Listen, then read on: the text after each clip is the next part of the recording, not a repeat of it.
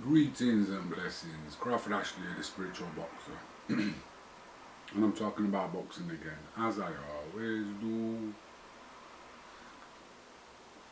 I don't know where this is going to go because I'm not scripted it or anything, but somebody asked me a question about the IBO and the WBU, I think it is, as an organisation, and what I thought.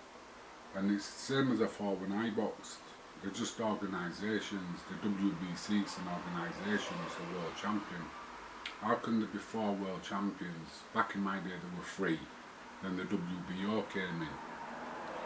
And all the are an organisation that takes sanction fees off the boxers and off the title fights. They don't do anything for boxing or for boxers. And then they give you a belt and they say you're the best in the world. Well, you're best in that organisation. And most of the organisations are corrupt anyway. It's like when I was fighting, one of the managers asked me how do you get in the top 10. I said, you fight somebody in the top 10.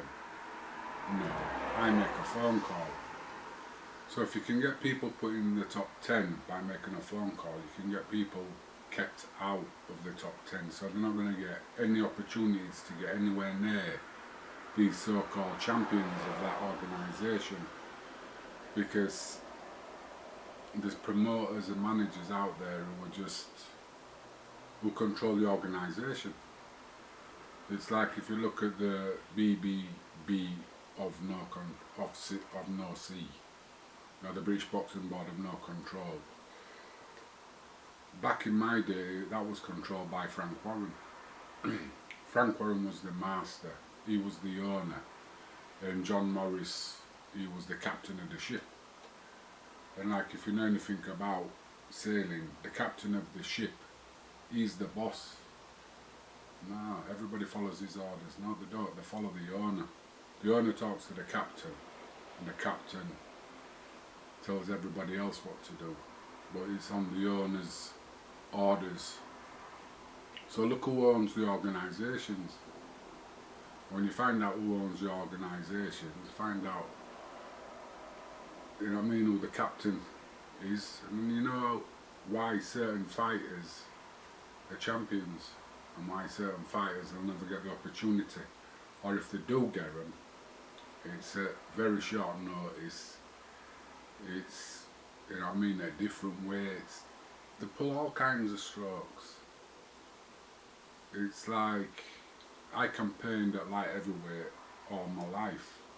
How come I fought Michael Nunn at super middleweight? Because Tom King was the owner and got me ranked in their organisations, and I fought Michael Nunn. You know, that's how these things work. Because it was a short notice fight. Certain things happen, people pull out, and or people are told. It's like when I was getting ready to fight Tommy Hearns, I was in training for it, and then I got a phone call telling me the fight was off, and they released it back on CFAX in them days, and he said I'd torn a rotor cuff. I hadn't torn anything, but they didn't want me to fight Tommy Hearns. So they made up an excuse and said I was injured. I was fucking pissed off.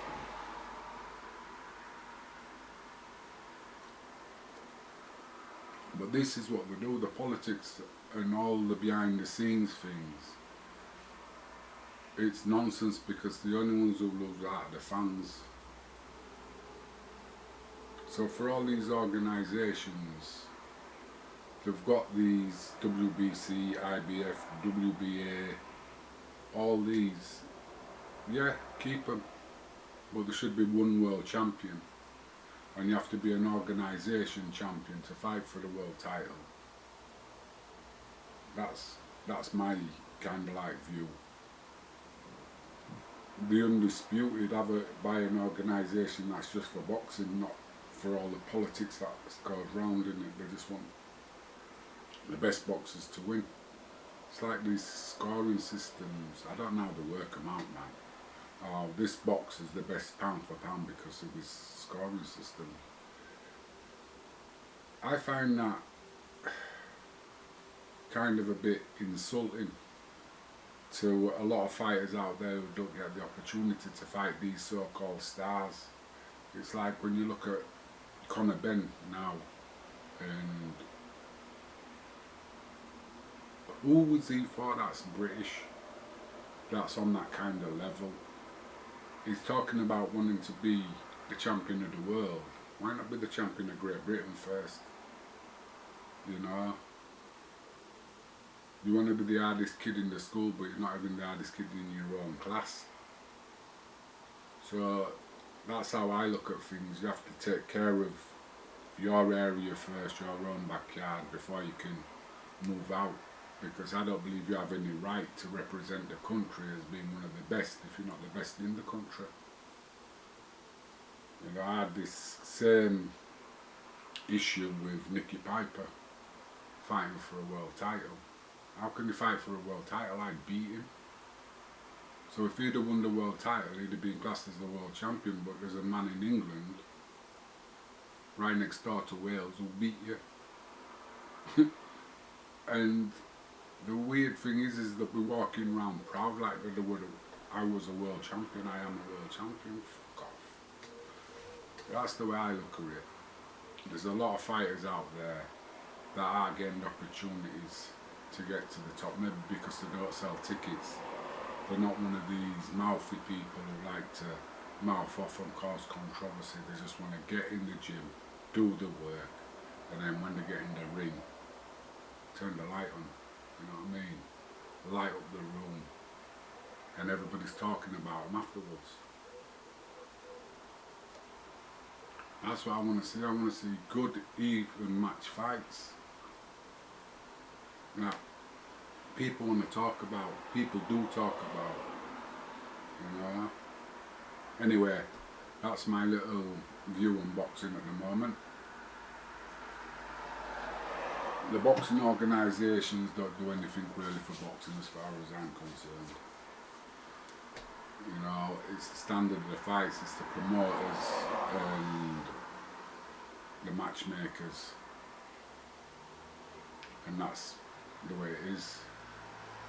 The matchmakers make the fights, so if there's any shit fights on, blame the matchmakers.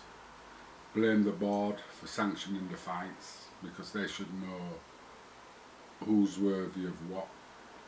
It's like I said about Fraser Clark, felt sorry for him, man.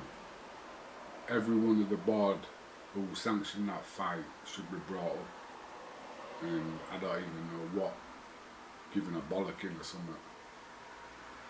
But that was just disgusting and disgraceful.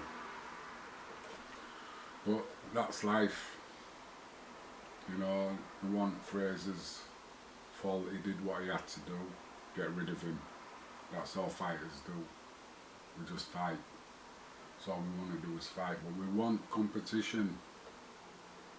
You know, we want competition. We want somebody to give us a test, so we know that what we're working on is working. Everybody wins then. You know, you want bums on seats. You want ticket sellers. Put on good fights. Fights sell tickets. You know, when they're talking about the likes of Ali Fraser 1, 2 and 3, you didn't need to sell them tickets. Them tickets sold themselves. You know, Ben Eubanks, them tickets sold themselves. You know, because people wanted to see these fights, and the fights were getting made. The Kell Brook and Amir Khan, them tickets sold. Why? Because people want to see it. It's simple. Promoting's gone back to shite, man. You've got to be a ticket seller. The promoters don't want to do no fucking work. You know, they don't want to sell their show, they want you to sell their tickets for them. And I find that annoying, really annoying, because you are the boxer, and it's down to the promoter to promote you. You know, they want you to do the job in the ring and put the people on the crowd, but they don't want to promote you, they don't want to build you up. And I remember it happened to me with Jess Harding when he was managing Spencer Oliver, and he wanted me to go to a press conference to promote his promotion because I was boxing joint top of the bill. And when I get to the press conference, I'm looking round at all the posters, and I ain't even on any one of his posters. So I just said to him, I says, why am I here? I says, because I'm fighting on your bill. You want me to promote your show, but you won't promote me. Where's my picture on the posters? You know what I mean? It's fuckeries. But that's what life is, that's what boxing is. It's full of narcissists and sycophants, and they've never been in a ring in their life. But yet they know about boxing. They know business, and that's what boxing's become. Boxing's become a business. It hasn't become the art form that it was. Anyway, that's my little bit of a rant for today. And if you like the vibe, then subscribe. Till tomorrow. Oh, wait a minute. Theo's fighting on the 23rd of September, if you want to watch. He's at the Aurora Suite. My email address is below. Anyway, I'm at the gym Mondays from half 5, Friday from half 5, and Saturday from 11. And I'm trying to put on getting some sparring for Theo and that. So if you're interested in sparring with him, it'll be Saturday from 12, but let me know so I can book the gym. Anyway, bye.